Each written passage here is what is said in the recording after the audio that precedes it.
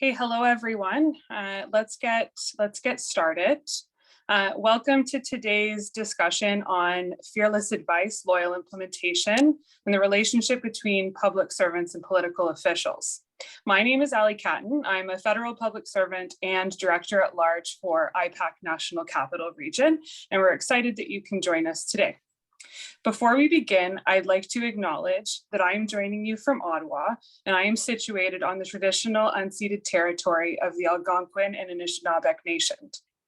I recognize that we're all joining from different parts of the province and even country today, and therefore you may be located in a different territory. I encourage you to reflect on this and the land on which you're situated. As you may know, the Institute of Public Administration of Canada is a national organization dedicated to supporting those with a shared commitment in public service excellence. With 19 regional chapters, 3 of which are bringing you today's event, IPAC NCR, IPAC Toronto, and IPAC Southwestern Ontario. IPAC's members include public servants, academics, and others interested in public administration from across the country. It is now my pleasure to introduce the moderator for today's discussion, Dr. John Malloy, Director of the Center of Public Ethics and Assistant Professor at Martin Luther University College, former Ontario Cabinet Minister, and former advisor in the offices of several federal cabinet ministers, as well as Prime Minister Jean Chrétien. You can read more about John and the rest of our accomplished panelists on the IPAC event page online. Over to you, John. Great. Thank you very much, Ali, and thank you for the kind introduction. As you just heard, my name is John Malloy. I'm your moderator here today, and I think I come by this role honestly. As Ali mentioned, I'm a former provincial minister, but also a former political staffer, as well as my work in the Prime Minister's office.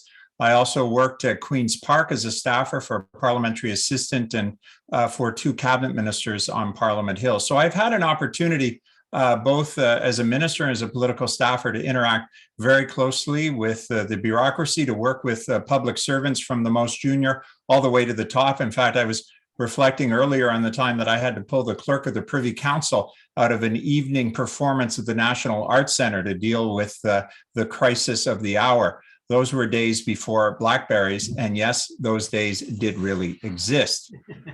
Now, as a staffer and then as a minister, I realized how crucial the interaction between the political side and the bureaucratic side was. It's true that a good working relationship can help a department or a ministry move mountains, while a dysfunctional one can undermine the work on both sides. I also grew to realize how complex these relationships are. Where are the lines? What is appropriate? What is inappropriate? And to focus on today's theme, how do public servants offer fearless advice while at the same time ultimately implementing the vision of their political bosses? Now, we have a great panel of experts to ponder these questions, and I'll briefly introduce them and open up the conversation. Now, I have some questions for the panel, but we also want to hear from you, and we invite you to enter your comments and questions on the Q&A tab in the bottom, and hopefully we'll be able to get to a number of them before the end. So let me briefly introduce our panel. We have Yolande Davidson, the Director of Equity and Human Rights with the City of Toronto. We have Heather Scriver, Assistant Deputy Minister with the Saskatchewan Ministry of Corrections and Policing.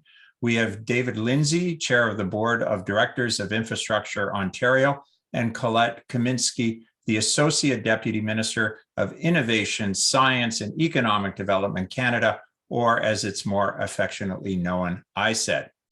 So I'm wondering, to get us started, if each panelist could reflect upon today's question. What does fearless advice, loyal implementation mean to you? And David, I think we'll start with you. Great. Thank you very much, John, and good to see you again.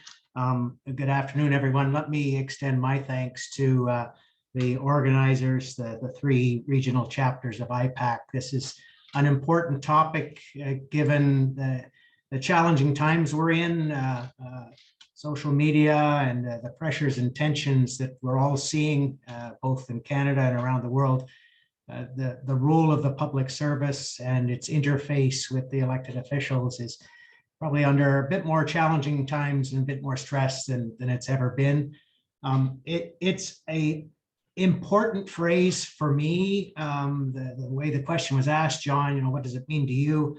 I guess I would say it's an elegant phrase in its simplicity of its language. It's easy to remember, but it is very nuanced in the complexity of its application. Every circumstance is different. The facts and the realities of a policy issue or a crisis that you're dealing with inside government has their own unique set of facts. And how you advise and how you implement will change based on those circumstances, but it'll also change based on the ethos and the background of the political masters you're working for, how they approach government, what they think about in terms of the importance of the particular issue you're dealing with, the time they're in their mandate. There's sort of a trimester happens in political cycles. That first period when you're newly elected, you're excited and you're going to implement what you campaigned on. And then there's a second middle phase when you realize government's a little bigger and a little more complicated than maybe the election pamphlet led you to believe. And you start to get into the details and it becomes complex and detailed and somewhat frustrating. And then that third stage of the mandate, when, as Mr. Davis used to say, you have to have that consultation with the people and you become incredibly focused on communication. So the role of the public service in advising and implementing shifts and evolves over that cycle, needs to respect the nuances of the political masters and where they're coming from and their biases and the circumstances of the issue. So it's a wonderful catchphrase to remind people who are in public service that you've got two roles. I'm conscious of our time. We've got a great panel, so I don't want to monopolize the time, but let me just take a few more minutes to dive into the two component pieces. Fearlessly advising means helping the political masters understand the complexities. They may run on a particular policy initiative, a tactic to implement a public policy objective. As a public servant, you may explain to them that there are other ways to implement the public policy initiative that may not be quite that tactic. You've got to be very diplomatic in helping them understand the unintended consequences and the stakeholder reactions that they might not have anticipated, but respect that they had a public policy objective they were trying to achieve. So fearless advice means feeling confident and comfortable that you can have an honest conversation with them. We'll get into the trust relationship a little later. And then faithfully implement. As a deputy minister, I inherited a number of files that were challenging and were complex. If maybe we'd had a chance to set it up differently, we might have had an easier go of it, but we received a cabinet direction, a cabinet minute to implement some energy policies that were challenging and complex, but we used our best professional advice, best professional work to deliver the mandate we were given. It's not for us to change the mandate. The phrase I used to use was the difference between us and them is they actually have their names on lawn signs. And so you've got to respect the position and respect where they're coming from and implement it as best you can with a view to the long term. And we're stewards of the long term, and I'm sure we'll get into that in the conversation, but I've already taken too much time, so I'll stop there, John. No, very, very helpful context and framework for the discussion, David. Yolande, do you want to jump in? Thank you so much, John. And David did a great job of capturing the nuance or the space between helping a government to achieve its policy objective and providing what public servants feel is our best advice. So I would just add to that I think fearless advice and loyal implementation also comes down to fundamentally understanding the role of the public servant in terms of who we serve. And that is sometimes a sort of tricky proposition. We obviously serve the government of the day.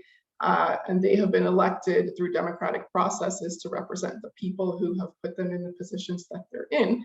And so that makes all of us, the global us in terms of public servants, as well as elected officials, accountable to the people, and needing to make sure that we are good stewards in that respect. However, as David already touched upon, there can be some tension between what a government wishes to do and what public servants may feel is the best course of action on a given issue. So I think for me, the way that I have navigated that is to always bear in my mind and heart an understanding of the interests of the people who we're serving, and to think about, in the advice that I'm giving, and as public servants as a whole, the advice that we give, what that means for the constituents from a political perspective, but for communities and for people as a whole. What are the consequences of our actions? What do we not know about the communities that we're serving? Challenging ourselves as public servants to continue to grow, to learn, to unearth our own biases, and to grow past them, so that when we say we're giving our best advice, we can also be confident that we have done the work and we're doing that in a fulsome and thoughtful way. And I think that's really sort of at the heart of it for me. That, again, the tension around who we're serving and the government naturally having a very direct relationship with public servants in terms of a service relationship should not supersede the larger macro understanding that we're all here to serve the people who are entrusting us with the care of their community. No, that's great. Colette, do you want to jump in? Certainly, thank you so much.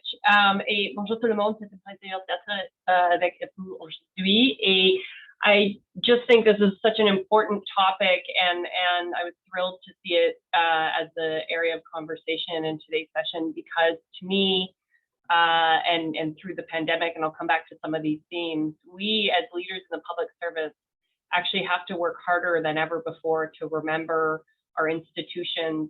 So much about how we work is going to continue to change in the months and years ahead, that we actually have to work harder, I would say, as public servants than ever before to ensure that as we evolve, we also retain the core principles of what we need to be the leading democracy that we are. And to me, one of those things that's been the pleasure and the honor of my career, and still many years ahead, is to be a public servant. And to me, the idea of fearless advice and loyal implementation is, as a public servant, I actually think about it more as a public servant than I do thinking about it as my interaction with the political level, because it means to me, what do I do in my job? Is it my job to just issue manage and respond to the issue of the day? That's what John was talking about. We've lived and seen and experienced, but we serve the government of the day and the government after that. And it's our job as public servants to think about what is coming in 5 and 10 years time and ready for that. And you've seen nothing more clear than in the pandemic, how parts of some of our institutions and systems were ready and some were not. And so if our work, that doesn't mean that today the government is going to fund a new initiative about something you're worried about in 10 years time. But if you know it's a worry in 10 years time, then you need to be doing the work so that when that window opens, you're ready to bring that fearless advice and loyal implementation. And it's a mindset. So I would encourage you, just as a kickoff theme, and I'll come back to it, is regardless of what your role is and your level and your title and your job description, are you coming to work each day thinking about what the legacy of your work is creating? Because if you've written a spreadsheet and thrown it on your desktop and then moved jobs and it was deleted, you actually didn't do the work that you need to do as a public servant. Some of the most important work I have done happened 10 years after I left the job, because I know it was there and my predecessors used that work. So I'll stop there. Thanks. No, thank you. And that's such a very important point, the tension between, well, the short-term political tension, or the tension between the short-term political need and the responsibility really to look at the larger horizon. Heather, do you want to, I did accidentally turn myself off there. Heather, do you want to jump in? For sure. pick it up. So, Yeah. yeah, thank you. And yeah, this is a very, very important discussion to have, especially in this day and age. And it was mentioned about social media and things happening really quickly, and we have to be prepared for that. So when I, read what we were going to be talking about today, and I gave it a little ponder, for me, fearless advice and loyal implementation is providing advice or your observations that may not be popular. You need to be informing in a relevant, realistic manner. Me as an ADM, I have my deputy, and then I have the minister, but then I have a whole program underneath me that I have to make sure that the advice that I'm giving or the observations that I'm providing to my deputy are actually relevant and factual. And, I work in corrections. It's a very fast moving division. Things are changing all the time. You mentioned COVID, man. I wow, the advice that you give for COVID, and that's changing all the time. And, it's nerve wracking, but, once the information is shared or discussed or debated with the minister or your deputy, you do as you're told. You give them all the facts that you want to do, but you're giving your marching orders, and you remain loyal to that, and you implement them the best to your ability. And, and it's the saying, you walk the walk, you talk the talk, right? So you speak the truth. You don't say everything's going to be great. If it's not going to be great, you let them know what's going on. So I just an example of, having to implement something that was not popular. And of course, in corrections, you get money when there's an incident, right? So we had a significant incident in my area. And then, through all the conversations and the reports and everything, we said, we have to do something differently. So we implemented this huge strategic direction, which we labeled the road ahead. And out of the road ahead, we had to develop a code of conduct. Well, we knew right from the beginning that that was not going to be a popular initiative to implement. I mean, you want to get buy-in from everybody and make sure that everybody had a voice in the way that this was going to come to fruition. I chaired for a long time a union management committee, and at that time, it was not conciliatory. It was, it wasn't the best forum to work through, but, just develop those relationships and everything.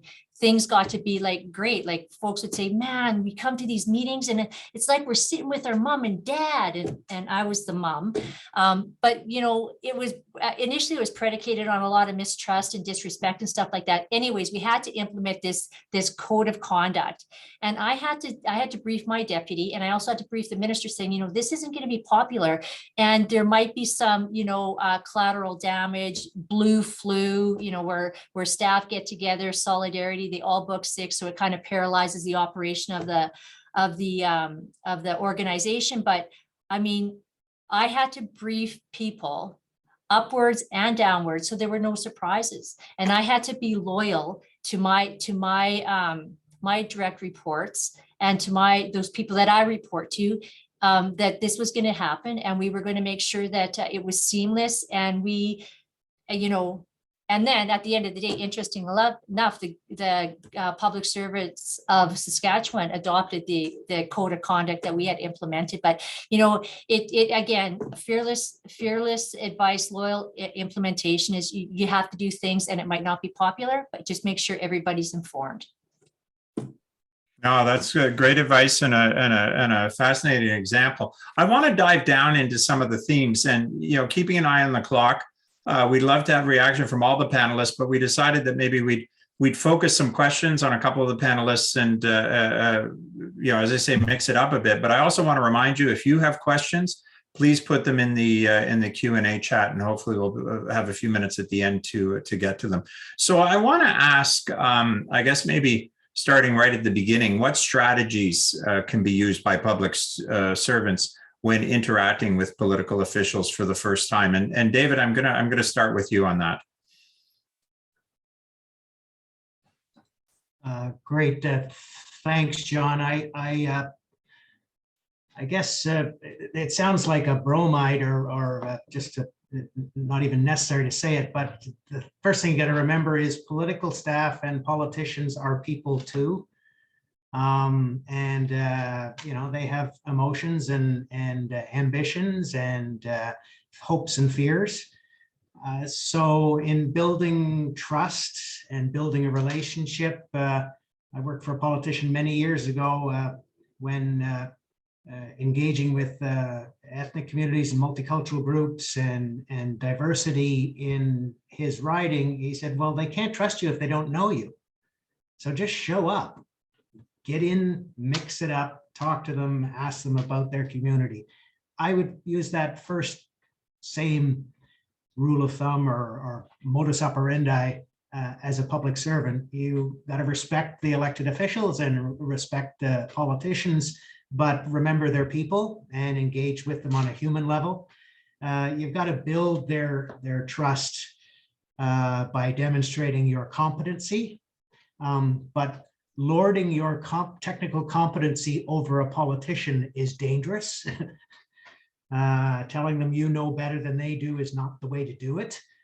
So becoming friendly and engaging and without being pedantic is a challenge. Again, I'll go back to my opening comments. You got to also think about what stage of the cycle they're in. If it's the first time you're meeting a politician or political staff at the beginning of a mandate, they're going to be full of adrenaline and excitement about implementing what they campaigned on.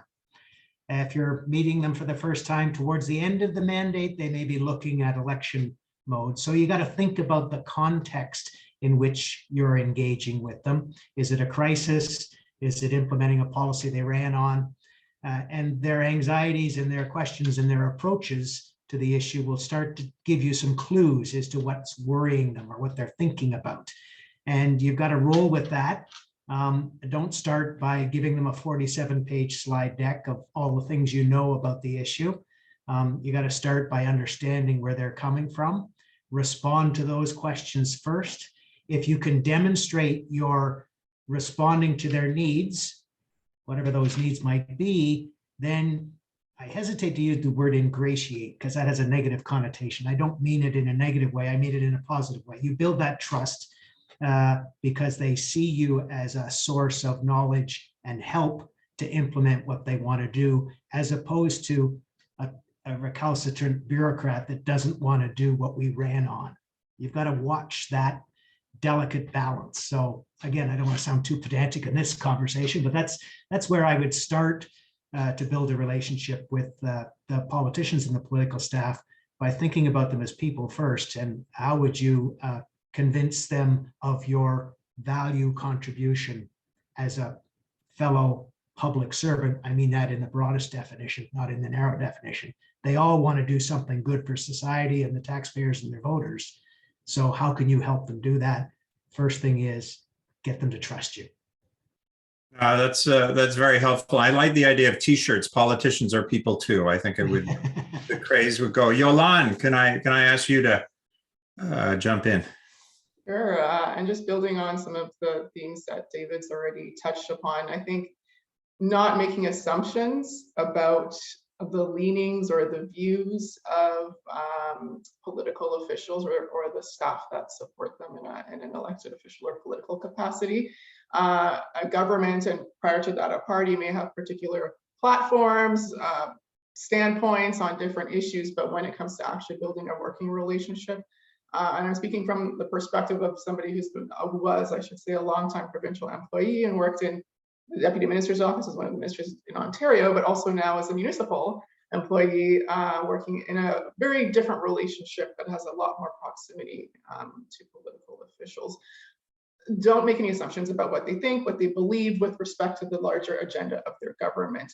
And that's really important, because the way that I look at these relationships is it's about a partnership. I would agree with David very much that there's a trust deficit, we could say, when you first encounter that relationship, because they don't have a reason to trust you yet. They don't know what your competence is. They don't know what your leanings or views are, whether or not you see yourself as somebody who's there to push your agenda or support theirs. And I have found that the way to build the trust is to build capital. If you say you're going to do something, do it.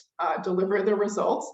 Build your little piggy bank of wins, so that when the time comes, you can be a broker, which is ultimately sort of where the public servant lies, being a broker between the political and the bureaucratic side of things, so that you can use that capital in different ways to advance the agenda of your deputy, of your ADMs, of everybody working in the bureaucracy in a way that's hopefully aligned with the objectives and the desires of elected officials as well. So don't make assumptions, operate in partnership, even if they don't feel that way at first, and work on building capital.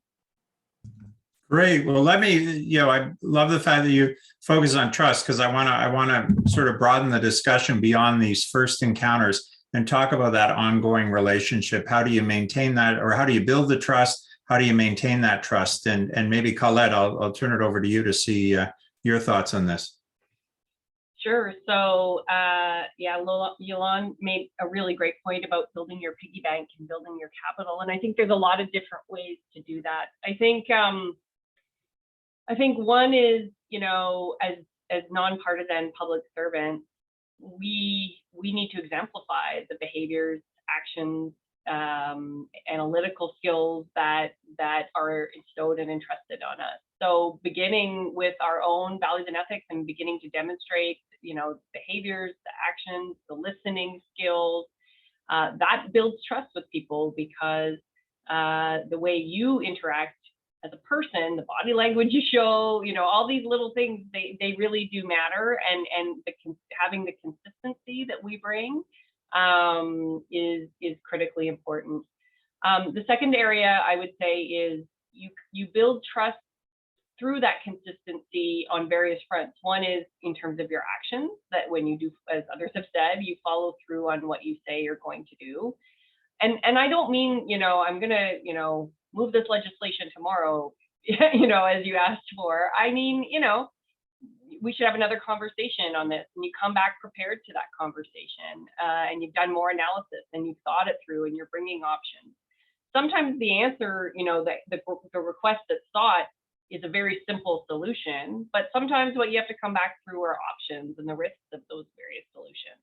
And that's still doing what you were asked to do, but doing it with a thoughtfulness and a sophistication, that you're not setting it up confrontationally to say, well, no. The answer is, well, yes, and here are options how. And I once had a deputy that said, why say no when there's a million ways to say yes? And I think that's so true, because yes doesn't mean a straight line to yes. Yes can take us through various pathways. Evidence-based policymaking, I'll bring that back to the theme I was setting earlier. You will be trusted when you are ready and you have an evidence base to what you're showing, and you can't come up with that evidence base. The political cycle is short, and the ambition of ministers, rightfully so, is to have quick action. And so it is very, very difficult to think a complex issue through in real time and deliver. So you always need to be part of building that trust and continuing the integrity of the nonpartisan public service is about working on things before they're needed, even years in advance in some cases, because by the time it's time to have that conversation, and you don't know what the conversation will be and you don't know what the context will be, but you need to have something at the ready to support your boss, your ADM, your deputy. And the deputy is, if it's all in the hands of the deputies are amazing people. But if it's all in their hands to figure out the smart answer on the fly, we're not in a good place. Our jobs are to support our deputies so that they can give that professional advice to their ministers on an ongoing basis. Thanks. No, that's excellent advice. David, I don't know if you spoke about the beginning process, when you first are encountering political staff. What about the longer term picture? How do you maintain that trust moving forward? And maybe I'll even turn the question around, because sometimes bad examples are more educational. Are there ways to undermine that trust? Yeah, if you make a big mistake, the trust can be very quickly and very easily broken. If the briefing note is factually incorrect, is the most obvious one. You've given them bad information. Pick up on Yolande and Colette's point about the piggy bank. You know, if you said you were going to meet with those stakeholders and talk them down off the ledge, and you either aren't successful getting a meeting with them or you're not successful talking them down off the ledge, you're going to have a lot of explaining to do to the minister's office and the minister. So the trust, what's that phrase? You know, it takes years to build the relationship, and one mistake can break it apart. So it's, people often ask why bureaucrats are so cautious. Well, there's as Colette says, there may be 100 ways to say yes, but there's 100 ways things can go wrong as well. And they're not always the public servant's fault.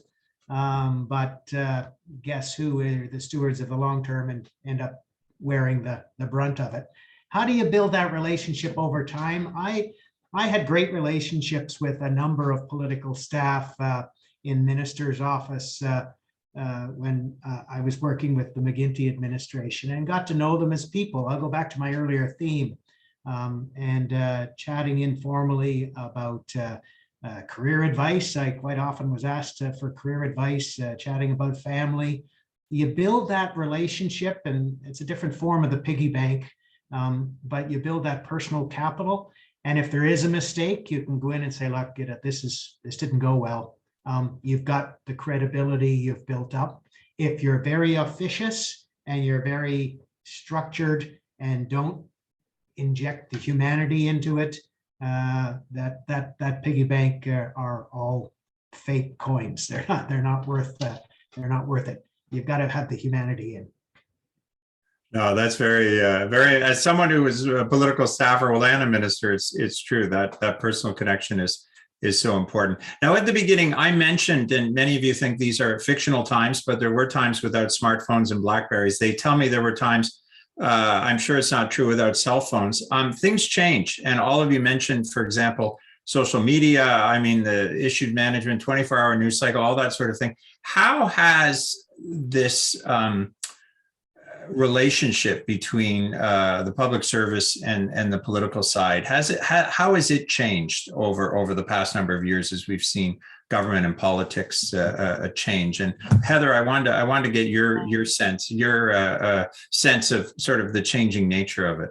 Sure. And, you know, I'm in my 37th year of government. So I remember when there was inter-office mail, and sometimes I have to be honest, I just say, can we not go back to this? Let's just go back to snail mail, because it's all immediate, right? So you have people at the minister's office that are on Twitter, right? They're on Twitter, they're watching Twitter. And my job is, I never want to embarrass the elected officials, right? I'm here to serve the people. I'm here to make sure that, you build that respectful relationship. Our minister's office or our officials are informed. And, there's also a real, there's a level of engagement now between elected officials, constituency offices, the people that they serve. We want to put a face to a name. We want to have that personal connection. So I think that's changed over time. I mean, now you have Zoom calls, you have WebEx, we have what we're having here right now, right? And this is powerful. This is very, very powerful. So, social media, it can be very damaging to a ministry. It can be very damaging to an individual. So we just need to make sure that we're in front of everything. We know what's going on, and so that we can make sure that the folks, the decision makers, have the knowledge to respond back to something. And it's a double-edged sword, right? I mean, it can be great media, and it could be bad media. We just have to make sure that we meet somewhere in the middle. So, the other thing that has changed is the chain of command. There's this bottom up, top down now. It used to be you have to the military way, chain of command. You always go to the next level. It's not like that anymore. It's blurred line, because we want to hear from everybody. We want to be respectful of everybody and everything. So that's changed. And it was difficult for me when somebody above me would call somebody below me, and I wouldn't know what was going on. But you know what? It's all the level engagement. And I think that's something that's changed over time. So yeah, I guess it's a respectful relationship. Sometimes they want information quickly and you need to explain, I have to get that information for you, but I'll get right back to you. But it's the relationship and that the back and forth that you establish with the elected officials that's really the emotional bank account, or those piggies in that piggy bank, or that coins in the piggy bank that you were talking about, for sure. Colette, do you want to pick up on this idea of the change? Sure. So a lot gets read and or written and said about the role that political staffers are playing differently in ministers' offices. I have to say that's actually kind of my normal in my experience. So I can't say how things were necessarily 30 years ago, but I obviously with the advent of technology, as Heather's saying, that changes accessibility, the pace of things, changes the need to have a more complex set of relations. I mean, minister's one person, so he or she obviously can't be, taking the direct complex brief on and doing every little thing in the department. I think it really also kind of depends on the personality of the minister, and then the staff that he or she also chooses to surround him or herself with. I have had, under most different governments, led by different parties, different colors of governments, I've had wonderful relationships with political staff and ministers under all different parties. And I think it's because, I thought there was a question about 90 days, a lot of listening. I always try to listen really carefully to where they're coming from before responding.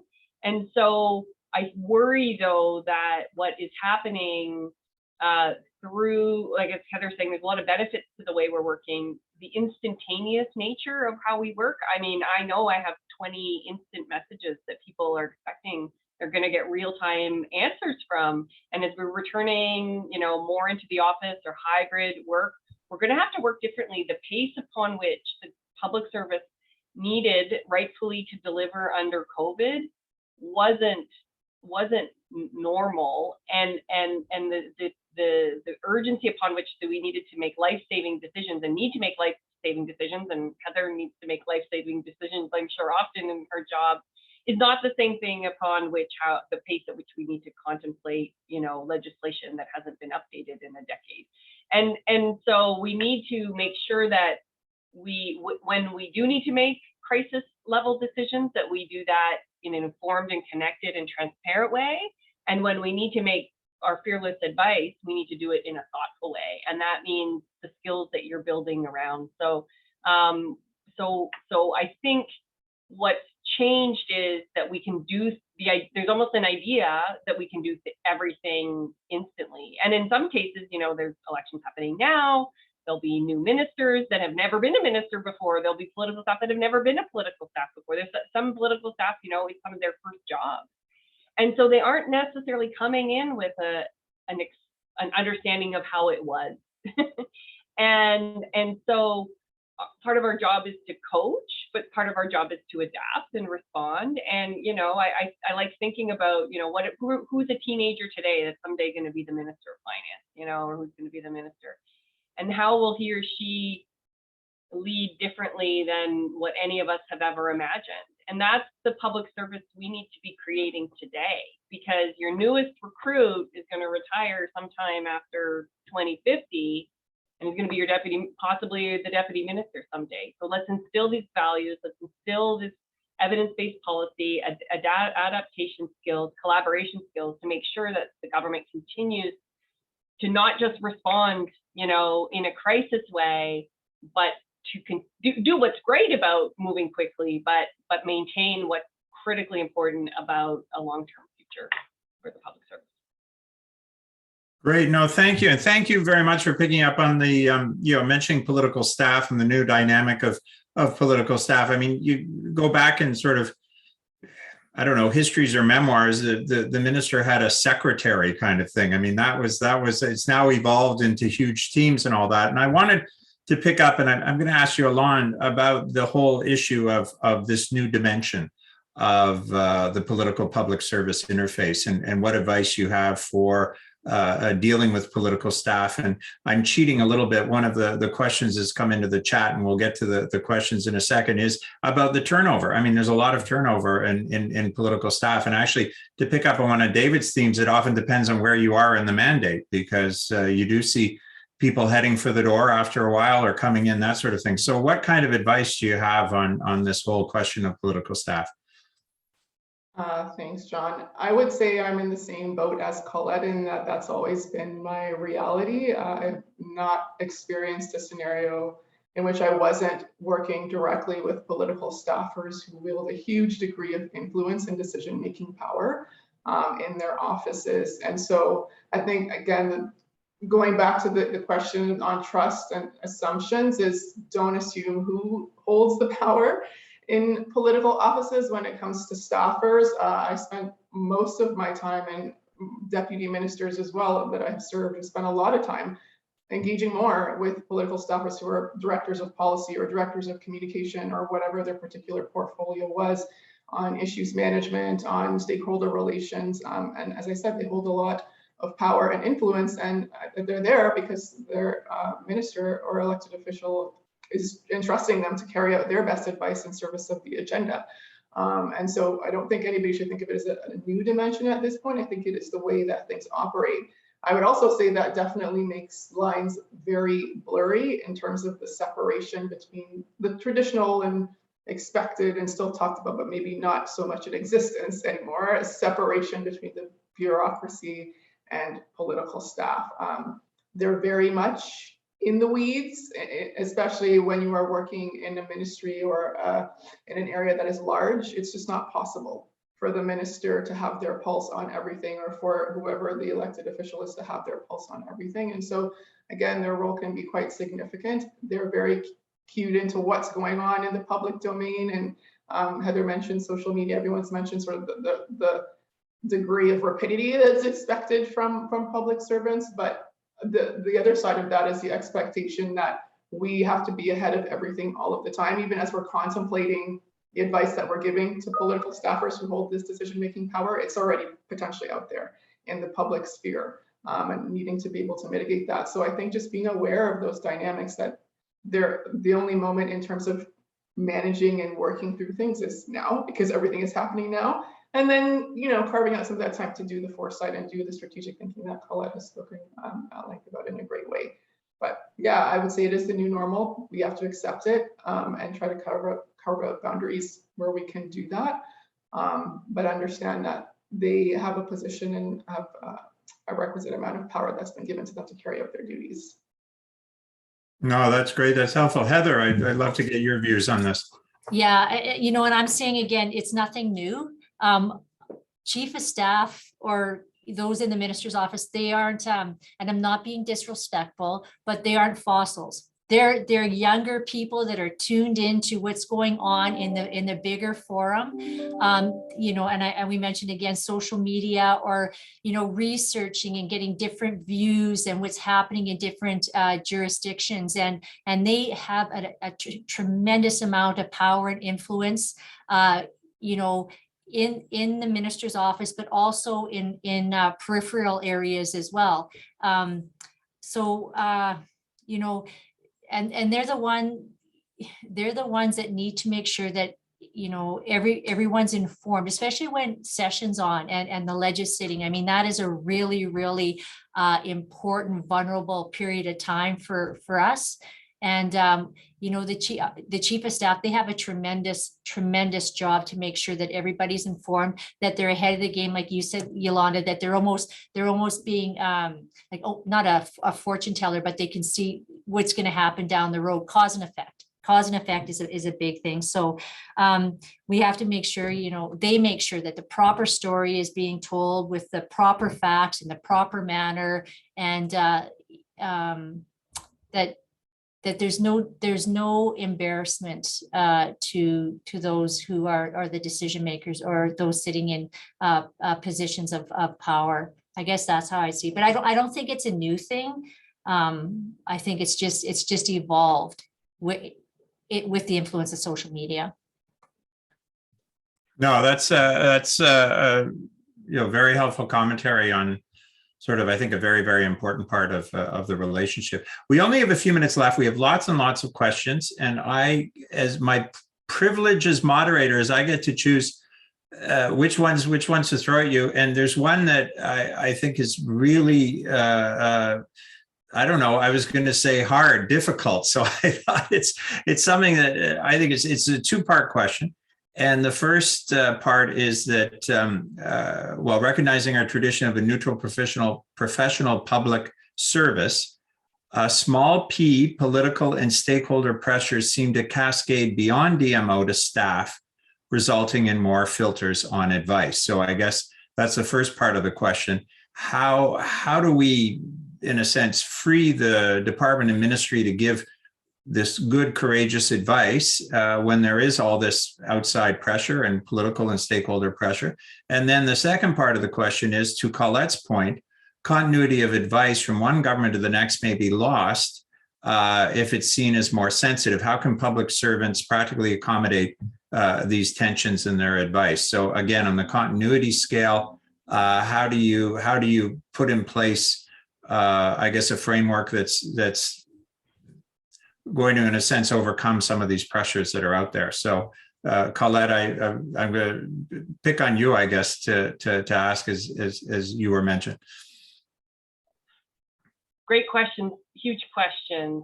So how do we do continuity of advice? You just do it. You don't ask permission. Now, if I say this to staff, to people all the time, if the only thing you're working on is things that are in your inbox, you're not doing your job yet. Your job is to have an entire agenda outside of your inbox and the tasking list and ministerial responses and things coming down.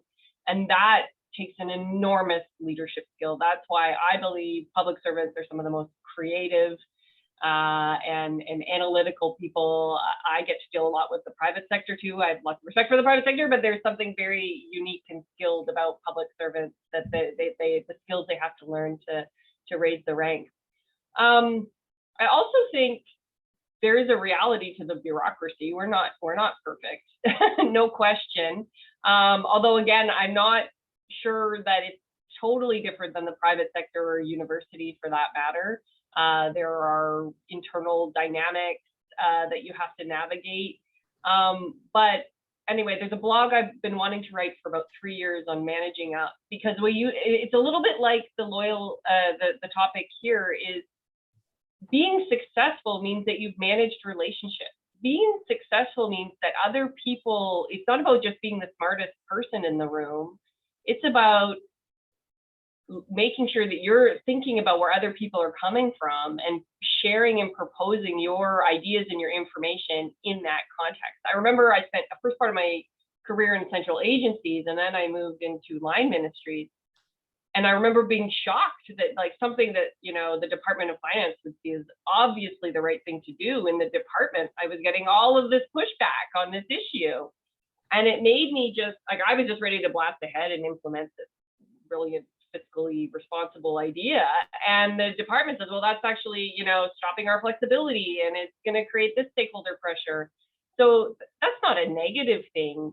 It's actually, it's what makes successful policies, that we've listened to each other and we've thought where other people are coming from. So, and doing that, with continuity, documenting and putting your advice together and writing it down. And that's something else I didn't say earlier, is like building trust, documenting the decisions, because something verbally can there's a story later when it didn't work out. So making sure that you've documented what the advice was and why you're doing it and what the next steps are, a critical skill in our world. Text they're gone. That's I could probably talk more, but I'll stop there. And Yolanda put her hand. No, that's great. I saw David had his hand up and Yolanda. Yeah, I'll try and be quick because I want to make sure Yolanda has an opportunity. I have thought for 20 years, I've talked to every Secretary of Cabinet at Queen's Park since the early 2000s, that as part of a transition, I've been involved in a number of transitions, there should be a syllabus of training modules for political staff. IPAC does good work. We do lots of training for Masters of Public Administration. We do lots of in-house Center for Leadership training for public servants. And yet, as one of the participants in the Q&A session pointed out, political staff move around and there's no continuity of training, no understanding of what the functional relationship can and should be between the public service and the political people. Stakeholders are in there all over them, and they feel they have to carry the weight of the minister's responsibility on their shoulders and don't feel they can depend on the public service to help them. That's partly our problem in not being seen to be that confidant, but it's partly their problem in they're not eager to embrace the support the public service can ask. So there's a training component on the other side, I would argue, is necessary. Great, Yolanda. Thanks. I just want to touch on the continuity of advice piece. I think it's important to remember that, and in the context of when governments change especially, certainly there can be a lot of resistance and outright refusal to, depending on what platforms were and policy objectives are, to look at continuing some good work that could be happening in the public service that's really benefiting people and serving folks in the way that they need to be served in different communities. But I think it's our job as public servants to find the red thread. It's sometimes an existential issue or a philosophical issue, but when you get down to the brass tacks about what a policy is actually about, what a program is actually about, a lot of the time there may be things that have resonance for those elected officials, even if it wasn't their approach or their idea. And so it becomes about understanding their language and learning how to speak it and learning how to translate it into what you're bringing forward as your best advice. And I know there are lots of examples that have been given to me over the years and that I've seen of programs that were felt to be on the chopping block because ideologically there may have been some difference perceived between transitioning governments that survived because the public servants did the work to understand how to relay that message and to speak the language and to show the value of the work in a way that the new government could understand. So I think we also have to challenge ourselves to do that and make continuity part of our mandate. No, thank you. And very important insights into a crucial part of the relationship. We sort of have time for one more question, and it's intrigued me. So maybe I'll read it quickly and see if people have and I apologize. There's lots of great questions that have come in, but I want to read this one. It says, in Canada at the federal level, fearless advice is thought to be facilitated in part by cabinet confidence, which protects advice provided to ministers for 20 years and excludes the courts from requiring disclosure of these documents under the Canada Evidence Act. In contrast, in New Zealand, another Commonwealth country, it's required the cabinet papers and minutes be published within 30 business days, unless very narrow exemptions apply. What are the panel's thoughts on whether trust in the public service might be improved if cabinet advice and papers were proactively disclosed within a short period of time? How's that for an intriguing question? Does anyone want to? John, we don't have enough time to go into in detail, but I think part of what we've lost is when I started at Queen's Park in the early 80s, they would table legislation and it would sit on the order paper for a period of time, and stakeholders and communities would be able to discuss it. And then you'd go to committee, you'd have white papers, you'd have green papers, there'd be lots of engagement. And now it's the minister made an announcement this morning, it's tabled in the afternoon and they want to have it passed before the March break. So in expediting things, people are thinking you're jamming something through. And I think it's the speed of time that's caused some of this pressure and the gotcha mentality of Twitter. So I think it's a culture of distrust in society. And I think if we're a bit more transparent, that may take some of that distrust down, but it's not transparent by disclosing cabinet minutes. It's by actually having an open conversation before you make the final decision, not after you've made the final decision, disclose the secret cabinet document. I think we've flipped the question around. Okay. Yolande, what do you think on this question of transparency? It's an intriguing one, I think. So. Very much so. Just really quickly, I'd add on to that question to sort of further question trust in whom. Are we talking about trust in elected officials or trust in the public service? Because when we're talking about disclosing cabinet documents, we're talking about shining a light on confidential cabinet processes and the decisions that are made in those spaces. But I just want to bring a different lens really quickly, now working in a municipal government that has a very different construct in terms of decision making, in terms of actually having the opposite relationship where things don't get shared in private with councillors before they come to the public. They come to executive committee of the City of Toronto. Everyone gets an opportunity to view those proceedings. The public has an opportunity to delegate and comment, and then it goes forward for final decision making at council. So it's a whole reversal of that relationship. And I'm fairly new here, so I wouldn't say I have, sort of figured things out at all in terms of whether that cultivates more trust or not, but it certainly cultivates more engagement and dialogue and opportunity for voices to come to the table, particularly underserved and marginalized voices and communities that are marginalized by systems within which the public service operates. It creates a lot more opportunity for those voices to come to the table, and hopefully over time that also builds trust as well. No, very different. I mean, it is fascinating, the almost inverse system. Heather or Colette, do you want to comment on this question of transparency and fearless advice?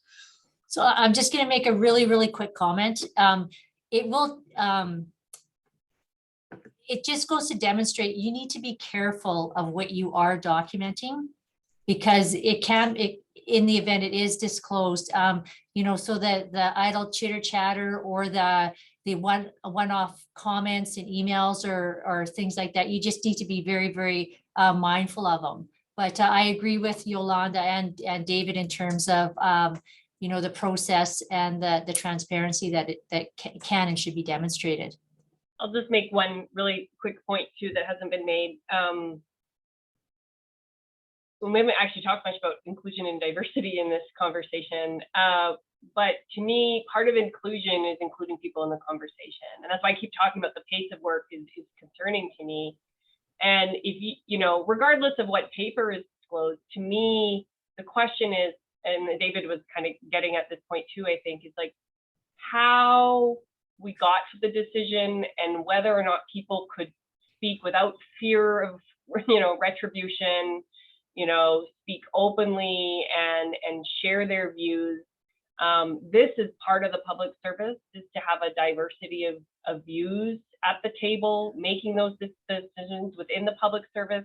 This will make us stronger. This will give us better advice. This will give us new and creative ways of thinking and tackling issues that I've never thought of before, or those that have gone before us. So I think it's incumbent on all of us to have, the goal should be transparency, the outcome should be transparent, but the process needs to be inclusive. And sometimes that means protecting to have a safe space in order to get to that truly fearless advice. So thanks for that question. No, it's a wonderful insight. Listen, I've got to apologize to all the viewers. We have a long list of questions. We'd love to get to all of them, but we also want to keep this to the 1 hour time frame. So with lots more to talk about, it's my pleasure to thank the panelists for sharing their insights, their advice, lots and lots of experience. I think lots of really useful insights into this whole political public service interface. So thank you for joining us here today. And it's been a lot of fun moderating the discussion. And with that, I'm going to turn it back to Ali to close the session. Yes, thank you. So thanks, John, Heather, Colette, Yolande, David, for sharing your insights and experiences on the concept of fearless advice and loyal implementation today. We're grateful that you've been able to join us, and I think we're all walking away with bits and pieces that we can apply to our own careers.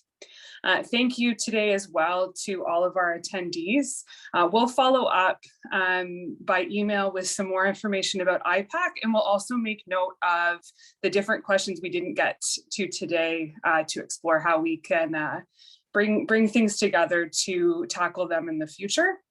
And then finally, thank you to IPAC Toronto, Southwestern Ontario and National Capital Region, as well as IPAC National for your collaboration in today's event, the first of many collaborations going forward. Thank you all. Take care and have a great day. Bye.